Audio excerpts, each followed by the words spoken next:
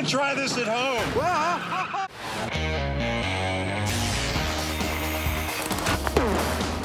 Well, there's your problem. In this special series of Mythbusters, It's almost too exciting. the Dream Team tackles their dream themes. It's scientific! Testing myths about everything from electricity to pressure and gravity. This one hurt a bit. Shaking down the science of shockwaves, velocity, and ballistics. With crazy chemistry, Oh my goodness. far-out physics, Fun for the whole family. and insane explosions. Is everybody okay? Life's burning questions answered. On Mythbusters, there's your problem. On this episode, it's one giant leap for humankind with 3 myths about the body. Hey, we got one! And later, Oh, boy! it's the call of the wild That result was pretty shocking. as we release the beasts. Hell yeah, I'm nervous. Humans and animals come together, Mythbusters style. For our first myth, Adam and Jamie are delving into a very twisted mystery. The myth is that a human, when blindfolded, cannot travel in a straight line. Really? This experiment will require some field work. We've got a field in which we can walk 3,000 feet in any direction that we choose. We've got a blindfold. This one here is from my personal collection. And headphones to remove any other stimulus. And we're just going to try and walk in a straight line and see what happens. We've got 3 ways of telling how good we are at walking in a straight line while blindfolded. First is by using the Global Positioning System, or GPS. Secondly, we've got these lovely little orange flags that we can place. You ready to go? What? I think I may veer to the left or to the right, but I think I'll end up pretty close to my goal of that cluster of trees over there. Or is it there? Adam's confident. Okay, blindfolded walking. 2, 1, go. It is a very weird thing to be walking without any visual or auditory stimulus. What's really weird is how surprisingly difficult it seems to be. I mean, tickling at the back of your mind, you're thinking something might be wrong, but try as you might, you feel like you're walking straight. Whoa! Whoa! You started out pretty nice, but after about 300 feet or so, you started to turn to the left, and you just kept doing that until you ended up right back at the fence. I swear I thought I was walking a perfectly straight line. Nothing told me that I was possibly walking in a 200-foot diameter circle. I am totally amazed by that result. The astonishing disparity between Adam's perception and his actual route is there for all to see. That is hilarious. It's an outcome that begs several questions. First of all, will Jamie do any better? Jamie's blind man walking in 3, 2, 1, go. And any doubt that subtle topographical features caused Adam to go left are dispelled. As Jamie leans so far to the right, he's turned back on himself in a corkscrew pattern. I ended up right back at the road, just like you did. Walking in a straight line is apparently not doable without your eyesight. But what about other forms of travel? What's next? Swimming blindfolded. Each of us will take a turn putting on a pair of blacked-out swimming goggles. Then we'll see if we can swim a straight line from here to the reflector across the lake. GPS me. Will the water smooth out their wonky route, Oh, it's cold. or only make it worse? He's swimming around and around in a corkscrew. For me, the really enjoyable part isn't how far off course Adam is straying, I must be close. but that he thinks he's nailing it. I feel like I'm doing pretty good. In my mental landscape, target's still right there. No, Adam, it isn't. Take a look at Adam's GPS trail. He made 3 complete circles, almost the same size. And what that tells me is that he's got some bias to swim in that direction. And unless he has vision to straighten that out, that's just what he's going to do. And Jamie's no better at going in a straight line, putting on a truly dizzying display. Well, Jamie didn't fare any better than I did in attempting to swim in a straight line. In fact, he fared far worse. What else can they probably not do in a straight line while blindfolded? Driving. I love it. Maybe a machine will eliminate the foibles of human biomechanics and finally get them on the straight and narrow. I don't think it's going to be very hard to drive in a straight line. Go. I think all I need to do is align the wheels and not move my hands. I'm holding my hands steady, but I can't shake the feeling that I'm drifting to the right. Interesting. Adam's supposed to be heading towards the distant city of San Francisco. Okay, you're going to have to stop. Well, you can open your eyes. I was drifting to the left? Yep. Want to try again? Absolutely. 2 further tests only confirm the fact that driving in a straight line is not as simple as holding the steering wheel steady. Oh, I feel a terrain change. I think I'm in trouble. If this is how he drives a golf cart, I'd hate to see his tee shot. Whoa! It drove us into the middle of a field. No straight lines here. Nope, and the GPS data shows that perfectly. And Jamie's equally inept. Even in that machine, the kinesthetic feedback we're getting from the world forced both Jamie and I to make corrections. And these corrections were based on a map of our landscape we had in our head, which wasn't correct, and thus our corrections were incorrect and sent us careening all over the runway. Even driving, we could not make a straight line. There's no rhyme or reason as to why we can't do it. But the boys have proven that without our eyesight, humans can't go straight.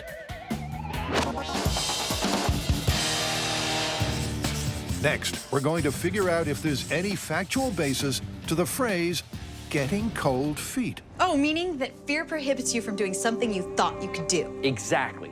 Like I was gonna jump out of a plane, but I got cold feet. Well, it sounds like the question for us is, do your feet actually physically get colder as a response to being afraid of something? Okay. Step 1. KB, you are 96.3. Find out what everyone's regular foot temperature is. So we just took the temperature of our feet, and we're all averaging around 96 degrees. That's gonna be our baseline. Now, it's time to scare each other. Knowing about Tori's fear of heights, Carrie and Grant have organized a stunt plane that they hope will send his fear into the stratosphere and freeze his feet to boot. Oh my God. Okay, now he's just showing off. Well, if he's trying to scare me, it's working. He's spinning towards the earth upside down. And I have to tell you, I've looked at the numbers, done the calculations, and I've come to the conclusion that I don't want to do this anymore. Dude, he's coming straight at us! What the? Oh my God, this guy is nuts. And I'm trusting my life in his hands. But it's too late to hot-foot it out of here now. Tori is fitted with a heart rate monitor and temperature sensors. What do you think? Think you could do some foot modeling? Maybe for fungus cream. Memorize where it is. As Sean, the pilot, goes through the safety briefing, Tori definitely has the look of a guy with cold feet. If we have to jump, I'm going to say bail out, bail out, bail out. Be prepared. You're going to hit the tail, boom, and you just push yourself away. You okay? No. Here we go. Bye! I believe he's starting with the inverted flat spin. Oh, you're doing good? Yeah. Here we go. You ready? All right. 2, 3, 4. Oh, my gosh. Doing good? Yep. You're doing good? Oh, my God. How'd that feel? Oh, my God. Woo! What's your heart rate? 140. I have a feeling if he's got cold feet, right now. Oh, my God, that was terrifying. They're not going easy on him, are they? Nope. And for the next 15 minutes, Sean puts Tori through the ringer, doing everything he can to scare his pants off and freeze his feet. The earth just keeps moving all over the place. This is where we gotta make the decision or we die. And we made the right decision. Oh, crap. There we go. That's 3. All right, Sean, I think we got enough data. And I think I'm done. Okay, well, if we look at the temperature of your feet all the way up to the plane ride, it's at 96.2, which is exactly the same as your baseline. Seriously? Yeah. It's not looking good for the myth. I mean, I know I might have looked like I was having fun, but I was actually terrified. Yeah, but check this out. Before each of the big stunts, there was a slight drop in temperature in your feet. Yeah, but it's only a degree or 2. They need more data. Next up, Grant will be wired up with the same sensors to face his worst nightmare, tarantulas. Here you go. That way the spiders don't get in your eyes. The theory on why the cold feet myth might stand up is that during the human fight-or-flight response, blood runs to the vital organs, leaving the extremities, such as the feet, out in the cold. Okay, Grant, I want you to meet Avicularia avicularia, more commonly known as the pink-toed tarantula. Grant can call a halt to proceedings whenever he wants, but for now, he's keeping his mouth firmly closed to stop intruders. Heart rate just jumped to 139. He has to keep his eyes open, and the test will last a maximum of 2 minutes, You ready? Here we go. which starts now. Whoa! Keep your eyes open. Look at that dark one. Woo! One more minute. One more minute, Grant. Oh my God! Oh my God, look at the one in his hair! Last spider. That one went straight across his face. Grant is clearly scared, but is it affecting his foot temperature? 30 seconds left. 30 seconds left. It is, quite literally, the stuff nightmares are made of. But finally, he hears the magic words. Okay, let's take the box off. All right, here we go. Okay, there's no spiders around his neck, so we can slide this off. Wait, hold on. Okay, Okay. good. And Nice that's- work, buddy. You made it! Yay! You okay? Yeah. I don't really think I can adequately describe that scurrying. Okay, check this out. First control, heart rate 87, temperature of his feet 96.3. Okay, that's normal. Okay, we stick the spiders in front of him, heart rate 139, and the temperature of his feet dropped to 81.9, and remained that temperature for the rest of the time the spiders were on him. Wow, he actually got cold feet. An impressive drop of 15 degrees means the myth is heading in the right direction. Now, it's vegetarian Carrie's turn to step up and face the banquet from hell. We have chicken fingers, which is a delicacy in the American South of China. Abalone. This is concha la grande. We have kidney and liver, both uncooked and cooked, flavored with abalone slime. That way you have a choice. She's wired up and only has to eat 2 courses. And to make it a little spicier, the guys are throwing in some live bugs. So, the bugs, strangely enough, were the best choice for me. They seemed the most sanitary, considering most of this stuff was prepared in the shop anyway. These came out of a beehive, so I'm gonna pretend they taste like honey. The waxworm is the larvae of a moth that lives as a parasite in beehives. What's your heart rate at? 116. Oh my God, she's at 82.9 degrees. Looks like you're scared. No, this is awful. Carrie's foot temperature has already dropped by 13 degrees, and she hasn't even eaten anything yet. She did it! It wiggled in my throat. Heart rate 149. Temperature 79 degrees. I can feel it in my throat. Is it still moving? For her final course, Ooh, you better eat it. It's getting away. Carrie selects the Chinese brown cricket. Hey, don't play with your food. You're like a cat. You're just playing with your food till you eat it, huh? Shut up, both of you. Not sure the cricket was the best choice. I'll tell you why. It's stuck. Oh. You ever get a popcorn shell stuck in the back of your throat? I think there's a leg. I think there's a leg back there. And as you can tell, you got cold feet. Yeah, check out here, your control. You start out with a heart rate of 110, and your foot temperature is 96 degrees. And when you walk into the room, your heart rate goes up to 130, and the temperature of your feet went down to 84. Well, I think that graph is pretty clear. The decline in temperature in my foot just goes...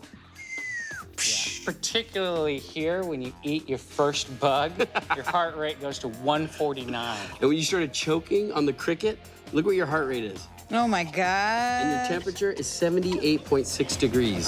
So, for Carrie and Grant, the myth is clearly confirmed. Their foot temperature dropped by an astonishing 15 degrees or more. But Tori's results weren't nearly as conclusive.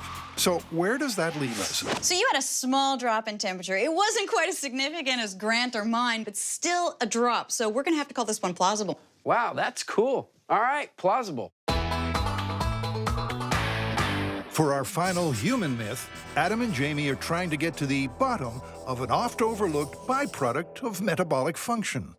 We got flattest to death. This is a myth about a large man living on a diet of beans and cabbage in a small, close room who apparently suffocated by inhaling the deadly cloud of gas that hung above him. It's a myth from the bowels of the internet. But is this story toilet trash, or does it have a ring of truth? Can flatulence really be fatal? You know, in order to get started with this, we have to physically determine the actual size of a flatus and what its constituent components are. Well, that means we have to come up with some sort of device to actually catch a flatus, right?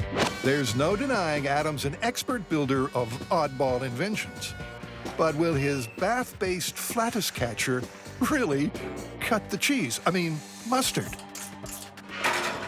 This would be the capture funnel of my flatus catcher. If it does its job, they can then take the trapped air to a lab to be analyzed. I don't know why you didn't just use a balloon, stuck it in your butt. With Adam's trap tuned up and a bubble bath on standby, everything is ready for the main event.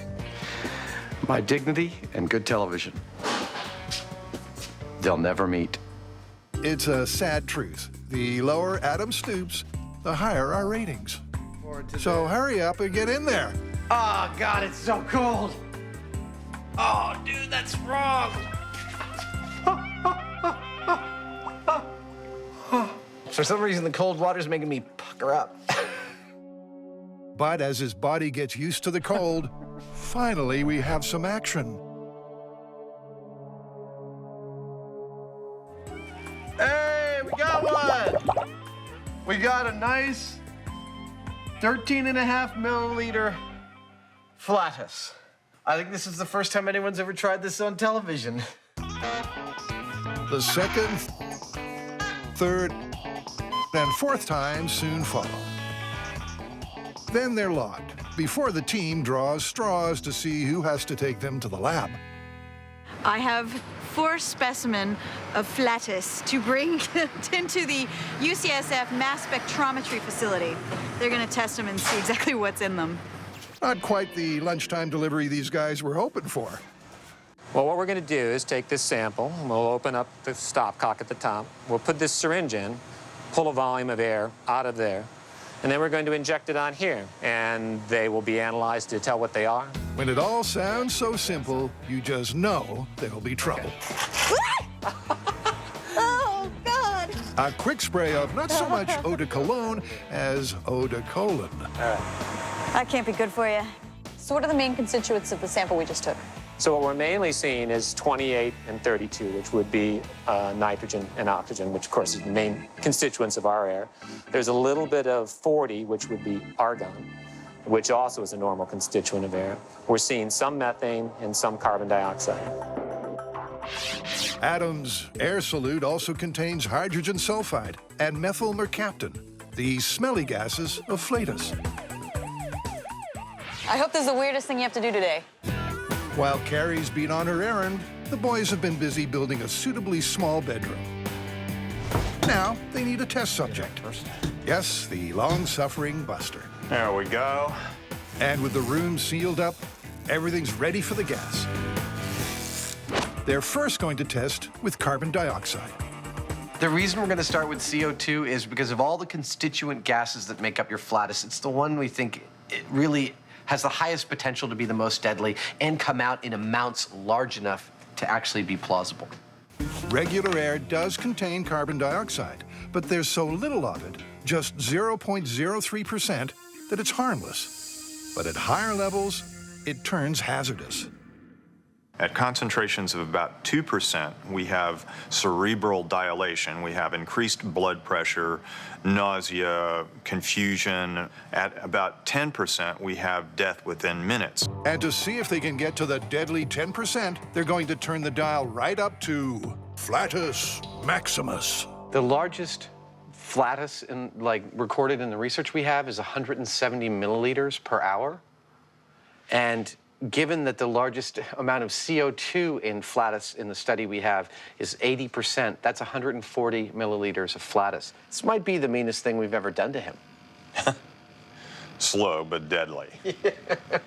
3, 2, 1. All right. That is 1 hour's worth of CO2 in Flattest production. Well, we're showing absolutely no change on the meter. The meter's staying at 0.03%, nowhere near the 10% needed for fatality. So I'm going to add another hour's worth of CO2 in Flattest. That'll be 2 hours total, 280 milliliters of CO2. Okay, go for it. Okay. No difference. Let's add 2 more hours. That's half the night.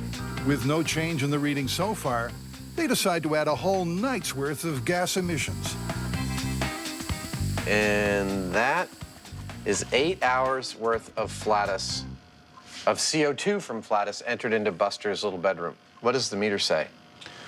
Well, we're actually up to 0.06%. The level's doubled, but it's still way too low to be deadly. If you want to get to 10%, 2,600 hours, it's 110 days to reach the lethal limit of CO2 in a sealed room if all you're doing is passing gas. Look, breathing is going to cost much more CO2 production than Flattest. He's right. A previous test showed breathing could potentially produce enough CO2 to kill you. But Flattest CO2 alone? No way.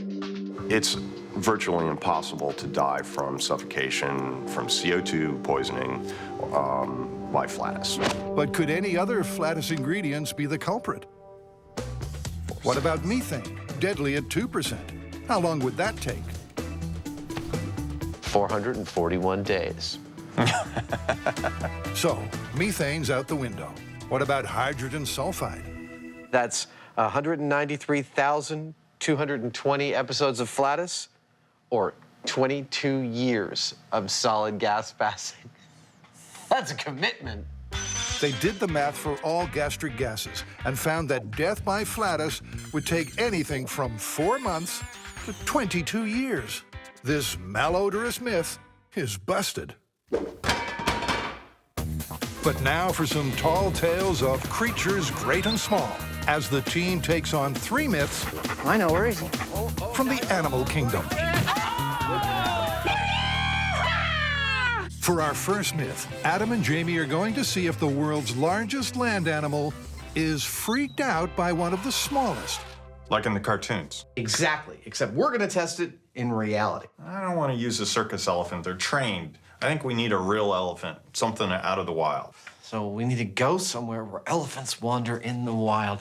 Africa! Let's go to Africa. The untamed wilderness of Africa is no place for the foolhardy. But Adam and Jamie are going anyway.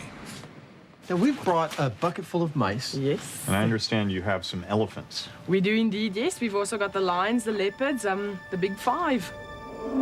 Let's not get carried away. With their first look at the elephants, the mouse myth seems more and more like mumbo-jumbo. Behind me are our test subject elephants. Now, these guys are semi-habituated, which is the only reason I'm allowed to be this close. If we were actually in the wild, this would be extremely dangerous.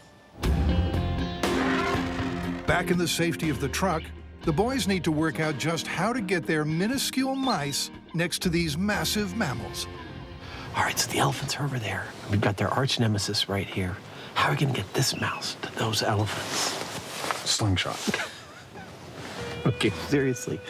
We need to improvise some kind of mouse delivery system, something that won't freak out the elephants. Well, where there are elephants, there's elephant dung. So maybe we get a ball of dung and we'll dig a hole and put the mouse in. Then we'll just yank Pull it over. string. Yeah. That's great. That's a total MacGyver solution. That's exactly what we should do. Let's go find some elephant dung. Okay. It's a race to the bottom.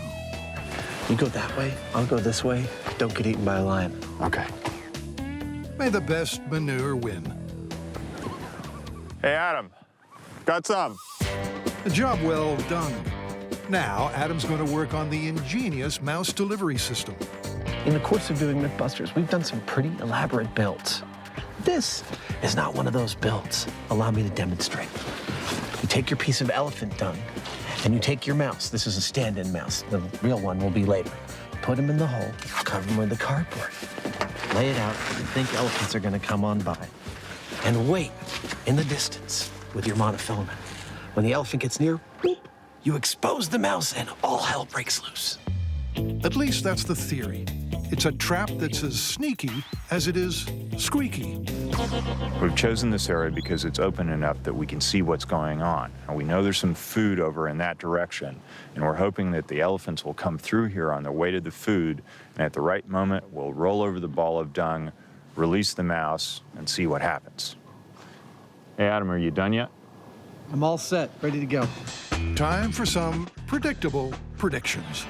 For me, I see this the same way I would see a person looking at a fly on the ground. It's going to be so small that you may not even notice it.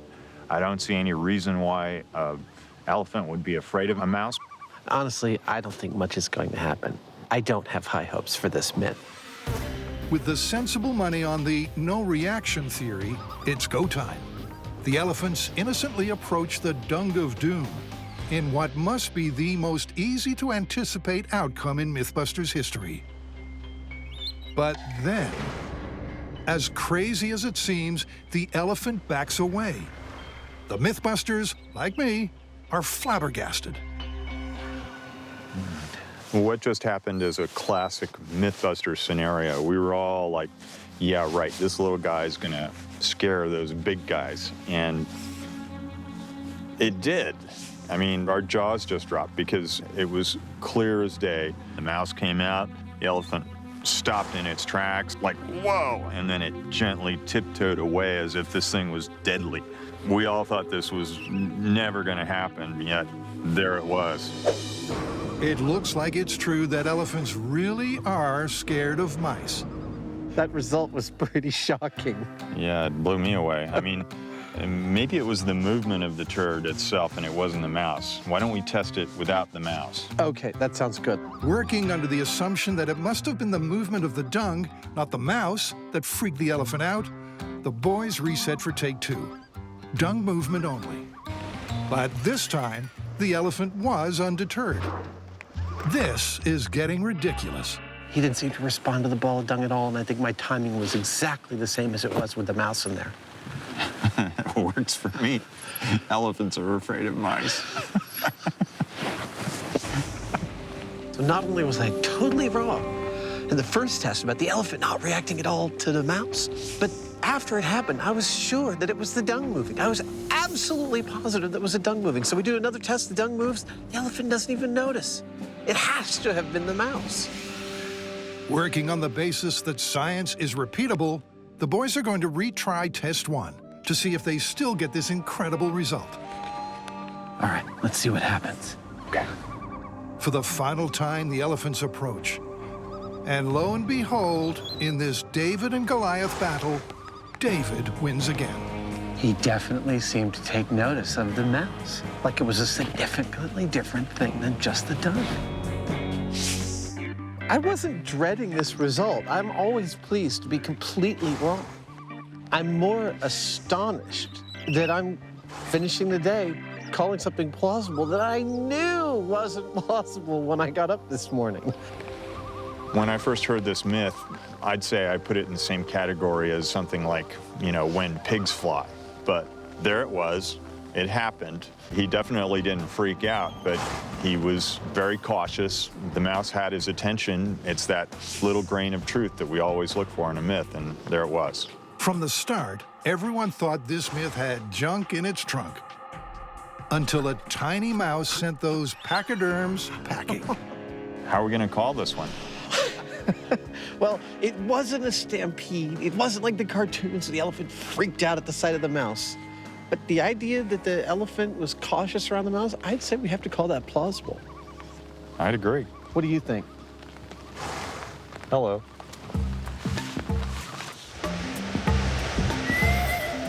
For our next myth, Carrie, Grant, and Tori are going to test if bulls really are riled up by the color red. Okay, so how are we going to test this? I mean, these bulls can weigh over 1,500 pounds. Not only are they dangerous, they're really unpredictable. I think it's really simple. I'll just put on a red sweatsuit, I'll stand in the middle of the ring, and we'll let some bulls out and see if they charge me. Or how about Carrie and Grant check first how dangerous getting in the ring with a bull is from a real rodeo clown? Oh, yeah, it can be a very dangerous job. I've lacerated my pancreas. I've had a bull stick his horn through my arm. I've had a bull that I didn't even see him coming. He hit me right in the side. He actually broke my femur in 4 places. Oh, my God. Okay, now I'm a little scared for Tori. Me too. And I'm only the voiceover guy. Let's go to Plan B. Make 3 robotic matadors, each capable of waving a different colored flag. So what we're gonna do is use these molds to make some foam bodies. We already have Grant's head cast. We need to make Carrie's now, and then eventually I need to make one of mine. And then we're gonna put our faces on these dummies so that the dummies get hurt and we don't. There you go, buddy. Thanks.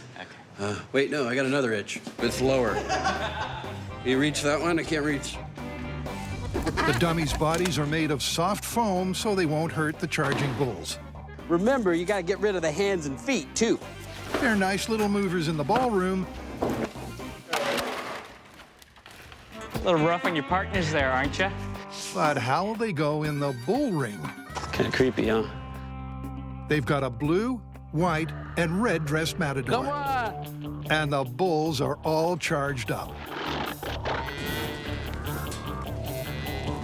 These bulls look ready. They look more than ready. So maybe we should get out of the pen and get the tests going. We've got our 3 dummies lined up, and they're going to be waving their flags and see which one the bull goes for. Oh, now he's going for white. The bull went straight for the white dummy, not the red. Meaning the myth, like Grant's dummy, might need some resuscitation. Are you done playing with yourself? There's 2 dummies still standing, Carrie in red and Tori in blue. Apparently these guys have a Mexican fighting bull, and these things are trained just for that, to attack. Oh, he's going for the camera! Oh, he got the camera! After bidding adios to the camera, the bull ignores the red Carrie dummy, before things get a little gory for Tori. Oh, he just moved past. Oh, wait, look at that. Isn't that cool? It's like the last one standing is Carrie Red. The bull chooses red last, not first. So if it's not color, what is making this toro loco? Next, they'll test the theory that it's a moving flag and not a red flag that infuriates bulls. With Grant moving the blue flag with his remote, while the red flag remains stationary, the results are plain for all to see. Move it, move it, move it, move it, move it. Look at that. Dude, I am totally convinced. In proving that it's movement, not color, that enrages the bulls, they've hit the bullseye. But why? So far, our findings do not show that red does anything magical. They seem to go towards movement rather than actually for the color red. Why is that? Are they colorblind? Well, it's a common misconception that they are colorblind, but in fact, they're not. In the last 10 years, people have looked at animals with hooves and found out that they're what's called dichromates. They can see two main color types. Humans are trichromates. We can see the rainbow and all the colors in between. Color perception is a complex field of study, but basically, the human eye has 3 types of cone cells that help us distinguish color. But cattle only have 2.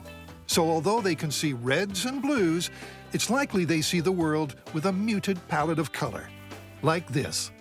Okay then, so bulls can see red, but there is no scientific evidence to prove that makes them any more enraged than any other color. Absolutely. There is no scientific evidence to support that. Which means it's safe for Tori to face the bull dressed entirely in red. We think.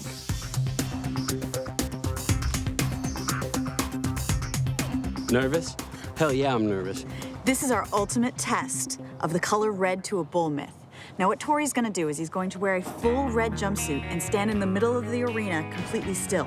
We have 2 professional bullfighters that are gonna be running circles all around trying to attract the bulls. We think that motion is what sets them off and not the color red. So if the bulls attack the cowboys, but they don't go for Tori, we will have definitely proven something about this myth. Personally, I'm really concerned. This is starting to feel like a bad idea. Tori, are you ready? I don't know. Yeah, I guess. Let's do it. Okay, release the bull. It's the moment of truth. Clever guy's running around. So far, so good. The angry 1,000-pound bull has only charged the moving cowboys. Somebody come back to this side now. Back over to this side. But suddenly, with the cowboys out of position, Tori is left exposed. For a heart-stopping moment, man and beast size each other up. More movement, more movement. Oh my God! Good job, dude, good job. He was looking right at me. I know. Toreador Tori survives. And as the bull is ushered away, everyone lets out a sigh of relief. We just finished the test, and it was a perfect result. 1, I didn't get hurt. But 2, the bull came out, and it was looking at us, but his attention was always on the bullfighters. A good thing for me, red flag to a bull is busted. Busted. And we're glad you're not. For our final myth, the boys are on the trail of a canine conundrum. What's the myth? Bloodhounds. What about them? We're going to test whether you can trick bloodhounds like they show in the movies. You and I get to play fugitives? Something like that. Oh, cool! Bloodhounds are the ultimate trackers. But can they really be foiled by simple techniques? Can you guess what my role is today? I am the chasee. And here's the chaser. This is Morgan. He's a 2.5-year-old bloodhound. Morgan and his handler Matt work in the San Mateo County Sheriff's K-9 unit. Today, Adam's going to try to throw Morgan off the scent using 6 different methods often seen in the movies. But will any of these stop Morgan finding his very guilty-looking fugitive? Test 1, the zigzag. I am going to be zigzagging. I'm going to be doubling back on my trail. And I'm going to finish off with a lovely climbing of the tree. Adam has 5 minutes to get as far away as he can. Okay, that was a zigzag. Using the most confusing mix of double backs he can muster. Hello, team. This is Convict 1. I'm hidden. Time for Morgan to go get. First, Matt shows him the scent article. Smell. Eat him. One of Adam's unwashed T-shirts. The scent a bloodhound detects are the millions of skin cells we're constantly shedding. These minute particles carry a person's unique scent signature. They rub off on anything we come into contact with, and we leave a trail of them wherever we go. A trail Morgan seems to have picked up on mighty quickly, despite Adam's zigzagging path. Where is he? And pretty soon, our police pooch is barking up the right tree. So good boy, where'd he go? So good boy, where is he? Oh boy. So that's myth number 1 busted. And if this were real, Adam would be headed back to the clink. I just want to say, if this looks like fun, it's twice as much fun as it looks like. This is like, wow, who hasn't wanted to try this? Time for test 2, the river cross. Try and not let the dog see where I'm going. Okay. Look at the tree room. And he's off. With a 5-minute head start, Adam attempts to lose his pursuers with multiple river crossings. And just like in the movies, he makes his way up one stream for at least 100 feet before getting back onto dry land. But did his tactic wash away the trail? It looks like the answer is no. Oh, great. Because Morgan doesn't even pause. He's following and finding his quarry like Adam's wearing a homing device. Ah, so good boys! Ah, so good boy! No way! That's impossible! What a good boys you are! Dude! You're just a stinky guy. What can I say? So how does he do it? Turns out that as long as the water is slow-moving or still, it has the potential to retain a subject smell better than dry land. So the myth that water will foil a bloodhound doesn't hold any water. Test 3, masking your scent with pepper. This time I used Mythbusters brand ground pepper. I had a confidant of mine stash it in this barn where I knew it would be. And I sprinkled it all over the floor of the whole barn, and then I jumped out the window. And the theory, this is right from the movies, is that the dog smells pepper. Can't smell human smell anymore. But not only does Morgan find the barn peppered with pepper, Couldn't be in there. Let's go. Come on, let's go. Where'd he go? he also finds the exact path Adam took outside. And pretty soon he's banging on Adam's door again.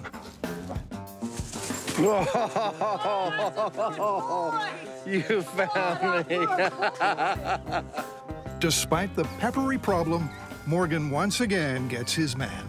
Well, I think we proved that it doesn't work. Well, it didn't hurt Morgan.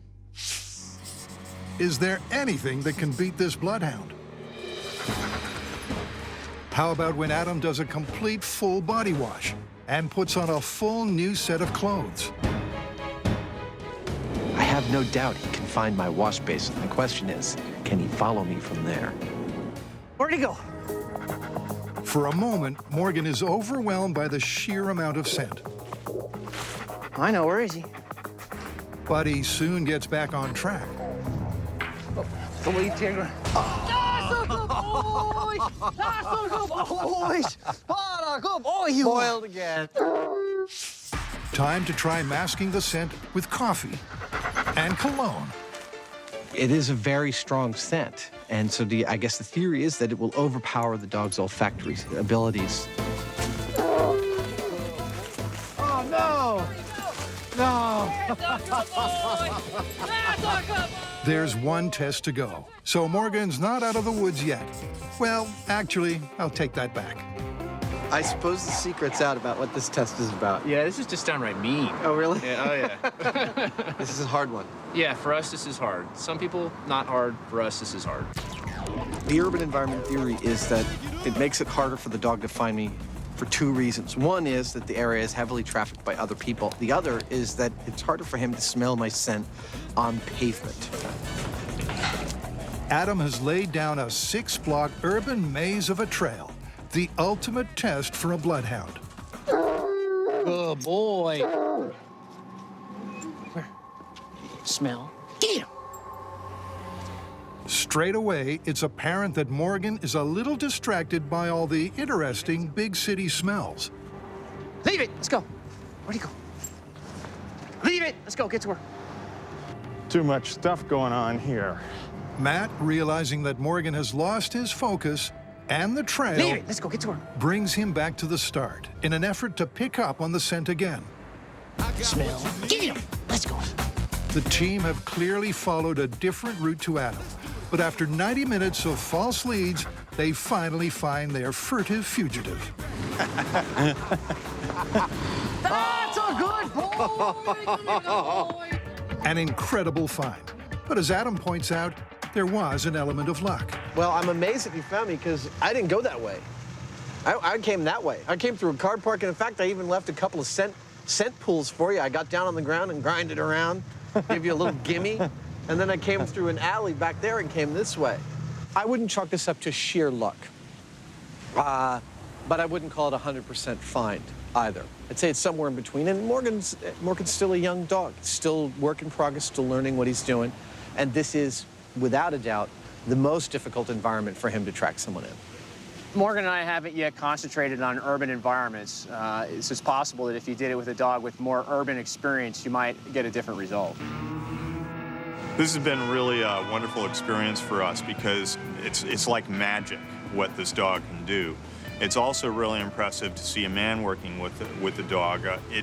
It strikes me as something that's more like an art. This isn't just like a machine that's picking up scents. This is a combination of the man and his relationship with the animal, taking advantage of what the animal can do, picking up those little tiny hints of what's going on and trying to pull it together into, a composition that ends up catching the bad guy. It's really something special. And at 6 zip, every single one of our bloodhound myths was busted.